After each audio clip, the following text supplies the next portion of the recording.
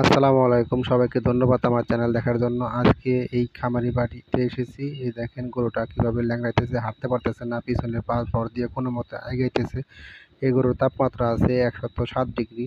এর আগেও আমি এরকম ভিডিও আপনাদের দিয়েছি, আপনারা হয়তো তখন চিকিৎসা সম্বন্ধে আইডিয়া পেয়েছেন। এই রোগের সাধারণত চিকিৎসা প্রথমে করার আগে জানতে হবে গাভীন আছে কিনা। যদি গাভীন থাকে তাহলে ডেক্সাভেট দেওয়া যাবে না, নর্মাল ওষুধ দিতে হবে। সেক্ষেত্রে এস্টাবেট দেওয়া লাগবে 10 মিলি। তারপরে ফোনাফেন দিবেন, তারপরে ব্যথানাশক টাপনিল দিয়ে দিবেন।